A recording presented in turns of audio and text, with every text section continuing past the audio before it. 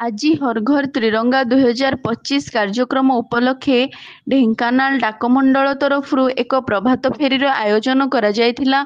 एही प्रभात फेरी कार्यक्रम रे ढेंकानाल डाक अधीक्षक कार्यालय एवं ढेंकानाल प्रधान डाकघर समस्त कर्मचारी अंशग्रहण करथिले। एहा ढेंकानाल प्रधान डाकघर कार्यालय सम्मुखर बाहरी collector office bus stand stadium Dhenkanal राजप्रसाद बलराम मंदिर एवं परिवा मार्केट दे फेरीथिला।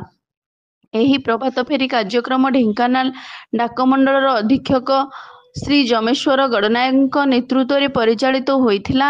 ଏହି ପ୍ରଭାତ ଫେରୀରେ ଢେଙ୍କାନାଳ ଡାକମଣ୍ଡଳର ସହକାରୀ ଡାକ ଅଧୀକ୍ଷକ ଶ୍ରୀ ଅମୂଲ୍ୟ ପ୍ରସାଦ ପଣ୍ଡା, ଢେଙ୍କାନାଳ ପ୍ରଧାନ ଡାକଘରର ପୋଷ୍ଟମାଷ୍ଟର ଶ୍ରୀ ସତ୍ୟବାଦୀ ଦାସ ଉପସ୍ଥିତ ଥିଲେ।